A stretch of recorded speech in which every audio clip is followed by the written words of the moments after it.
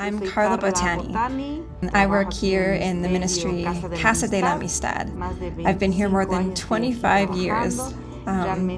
Really, I'm so joyful to be here with you today. Here in the Casa de la Amistad, we work with integral attention to children and teens whose parents are in prison.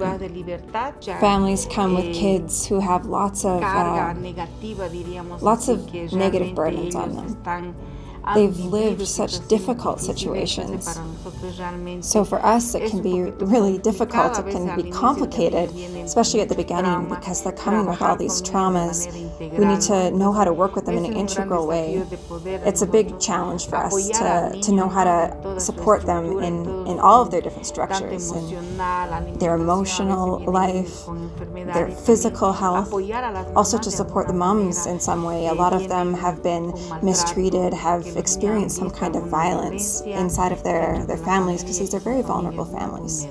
We work in all the different areas of integral health. The kids are coming from the prison, they're coming from vulnerable families.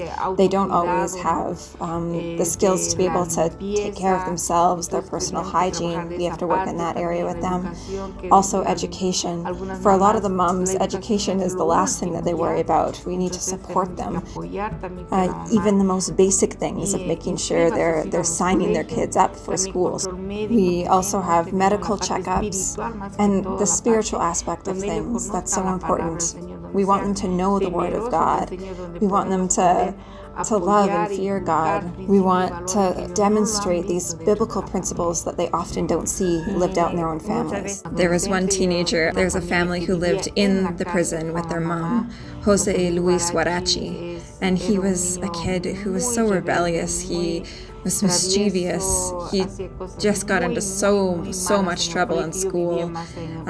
Every day there was something, but I thought, he's going to end up living in the streets. But really, God did his work. It's only God who did it. And now he's a lawyer. He's got his practice. He comes here to the Casa. He says, Auntie Carla, are there any moms who need help? Because he's always worried about them. He knows what it's like to live in the prison. There are really just so many stories, so many testimonies that have come of kids who have moved forward, who come back to offer support, past beneficiaries who come and say, listen, I can support you now. And we're just so proud of them and the work that God has done in their lives.